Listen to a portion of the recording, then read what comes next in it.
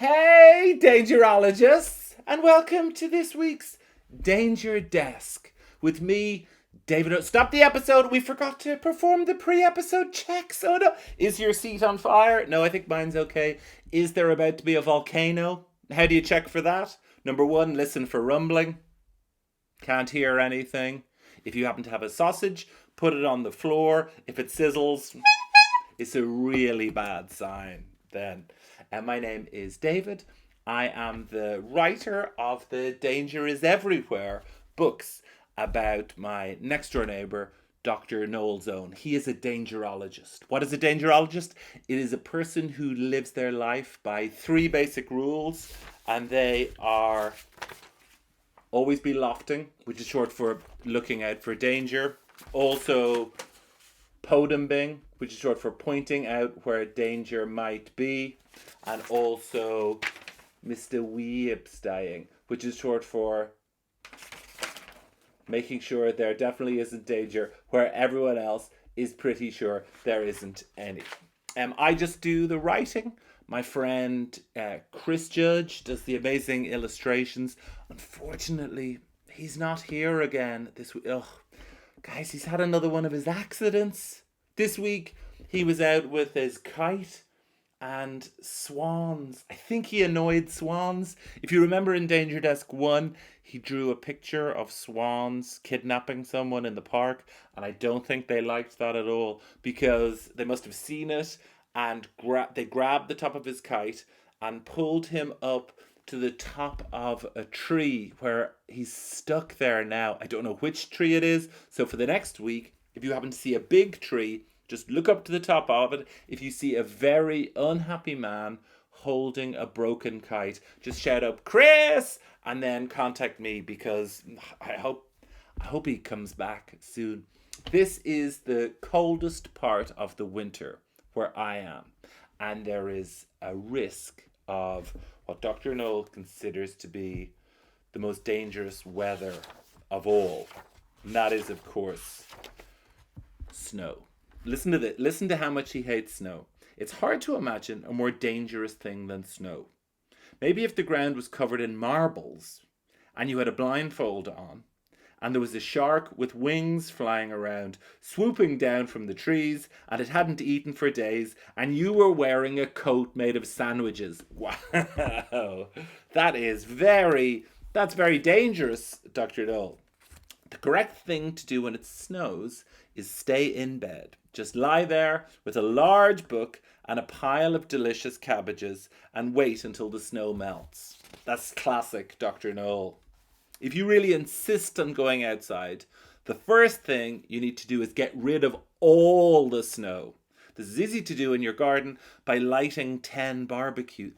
Who's got 10 barbecues? Don't cook anything, it could go on fire. Just wait for the snow to melt. If you manage to get rid of it all, congratulations. You've turned a rad situation Ned. Now, rad is short for really awfully dangerous, and you've turned a really awfully dangerous situation Ned, which is not especially dangerous.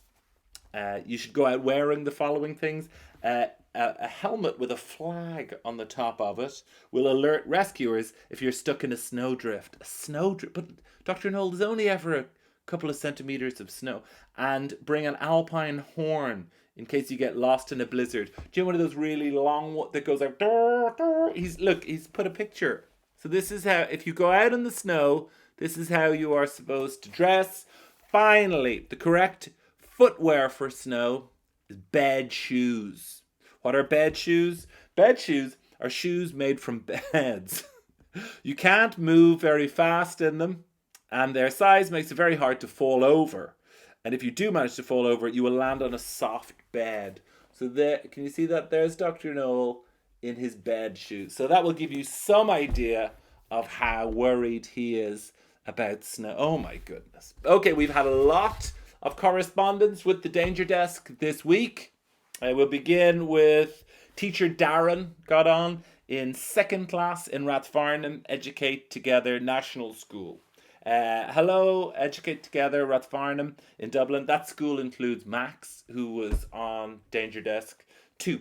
I think you should be aware of school danger is something Like, I know most people aren't at normal school at the moment, but normal school will be back soon. And there's certain things that I think everyone needs to be aware of. For example, the danger of school bag head.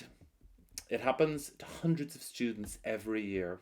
You get home and you're really looking forward to doing your homework. But in your eagerness to find the right book, you shove your head too far inside your school bag and it gets wedged in. Oh dear! Suddenly you can't see anything and nobody can hear your cries of distress. Oh, because the books are all, you know, the only cure for school bag head is to go to the hospital where they can get it off with a special pump.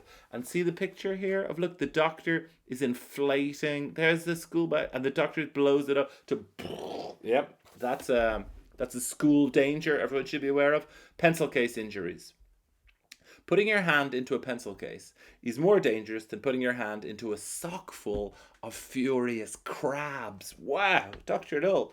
Pencil cases are filled with sharp things which can easily poke you while you're rummaging. This is why I use a stationary sombrero, a large hat with everything I could possibly need hanging from it on strings. I simply turn the hat round to whichever item I require. So this is Dr. Dole's. I mean, it seems to me like one of those times he's actually invented a thing that was more dangerous than the thing that was already there. Warning, never cycle while wearing your stationary sombrero. Items could become detached, obviously, and cause grave danger to passers-by. Yeah, a sharp pencil sharpener shoots off and hits someone. Also, never cycle. Is Dr. Dole's other advice. Yeah, he does. He doesn't like cycling at all. But what's the doctor's really big school danger? Well, the one that we're going to cover right now. This is something everyone watching should be aware of. You need to be able to tell, is my teacher a vampire? Vampires used to be easy to spot with their pointy capes, hair, and teeth. But they realized this, and now they dress much less vampire-y, more like newsreaders. School is a perfect place for zombies, and in particular, vampires to strike. So while you're there, always be lofting, looking out for danger. A common vampire trick is to arrive at your school posing as a new teacher. Then to say, oh, sorry, Mr. Miss, your normal teacher can't come in today. Real reason, I chomped them. So I will take over till they come back, which is going to be never. So you have to be able to find out if your teacher is a vampire. And there's a few different ways of doing that. The first traditional method is garlic. Vampires hate garlic. But the thing is, they can spot garlic from a distance. So they're not going to walk toward, if you have just some garlic, oh teacher, here's some garlic. They're not going to go near so you need to be more subtle than that. Maybe make them a garlicky welcome gift, a garlic bread, or a chicken Kiev, something with a lot of garlic. Vampires love eating paper. I know, I don't understand. So do you sometimes get your school, maybe homework back, and it's got someone just eating a bite mark? Or in the library, are pages going missing? And does the teacher have paper on his or her face? A very evil laugh. That's another way of spotting a vampire. Like, I have a distinct laugh. My laugh is like this. Yeah, your laugh might be like this. Something like that. But that's not how vampires laugh. When a vampire laughs, they make this sound.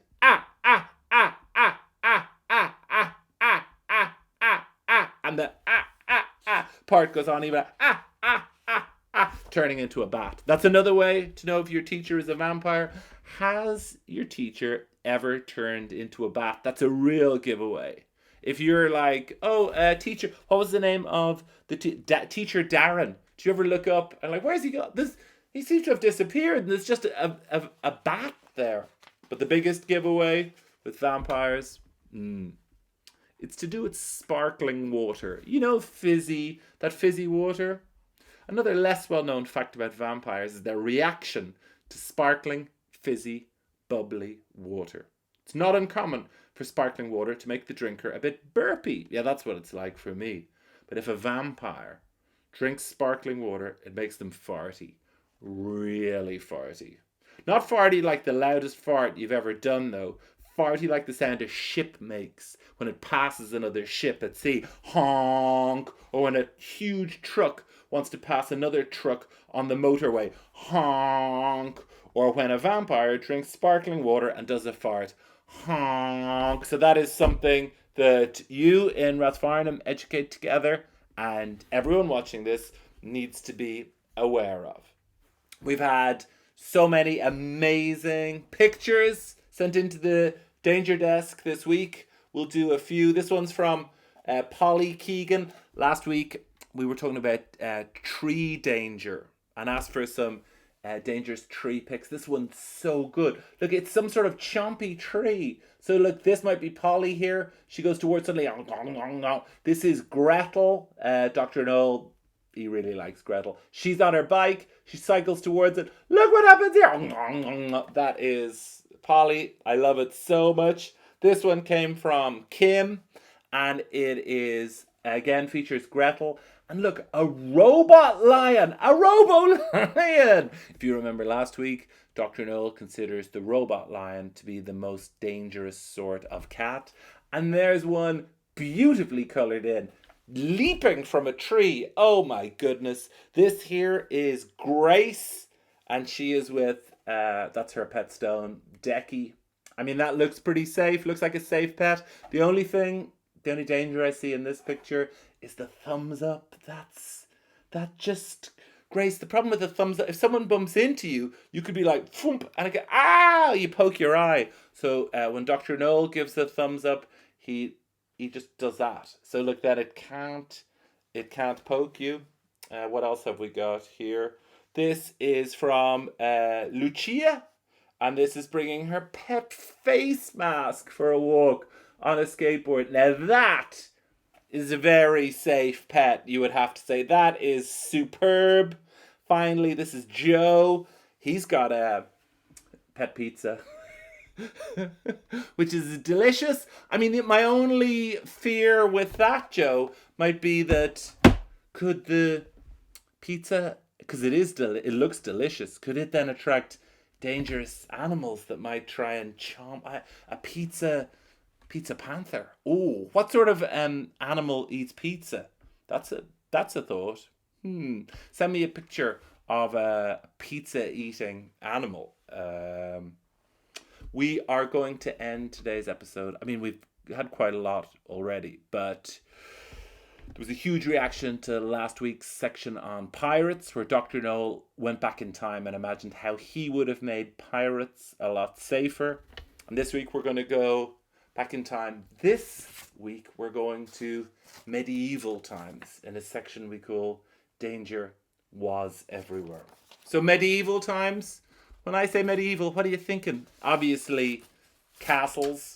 Dr. Noel does not like castles. No, they're too cold. They're too stony and hard. You could bump your head. They've got sharp corners. So instead of castles made of rock and stone, Dr. Noel would have had bouncy castles. See that? And then, I mean, there is a problem with a bouncy castle. If you're in a bouncy castle and you try and walk somewhere, you could bounce yourself out of it. And because castles normally have a moat around, well, Dr. Noel wouldn't have a moat. Well, he wouldn't have a moat with water in it and maybe a shark that chomps you if you fall into the moat. He would have had, look, a big ball pit around his bouncy castle.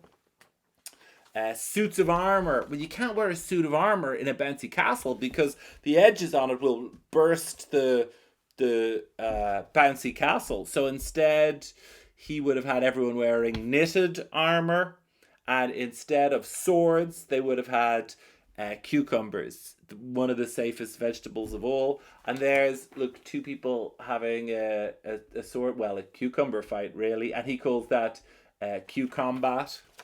Then jousting. I think you can imagine what Dr. Noel does not like jousting. Oh, no way!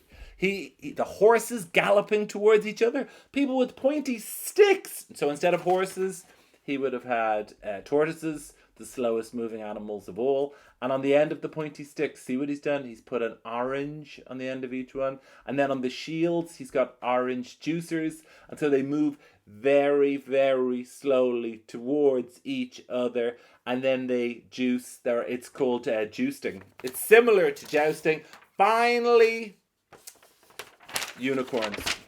I mean, everyone loves unicorns, but I think you can imagine the one part of the unicorn that Dr. Noel does not like. Correct. So instead, he would have got something and put it over that to make it less pointy, and that is a corn on the cob. And this animal is called a unicorn on the cob. So that's how Dr. Noel would have made medieval times a lot safer. I think we've learned quite a lot this week. And let's just check how much you, the Dangerologists, have been taking in, because as always, we'll finish with a little quiz based on stuff from today. What sort of shoes does Dr. Noel think you should wear when you go out in snow? I'll leave a little gap so you can say it. What sort of shoes does he think you should wear in snow? Correct. Bed shoes, yeah. What does Dr. Noel think you should use instead of a pencil case?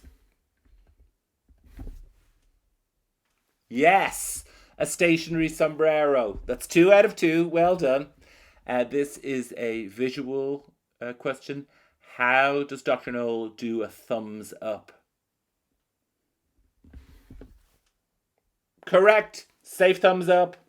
Finally, what do you call the safest sort of unicorn? It's a unicorn on the cob. Thank you so much for watching this video. Keep an eye out for Chris this week. I mean, we don't know where he is. Make sure your teacher isn't a vampire, and draw a picture maybe of a unicorn doing something very safe. Or what's another safe thing it could have over its pointy thing? What would be a safe? I mean, staying in bed would be unicorn in the snow. Oh my goodness, that would be so dangerous. Well, I hope you have an amazing week, and I will see you back here next week for the last Danger Desk. See you then, you guys. Bye.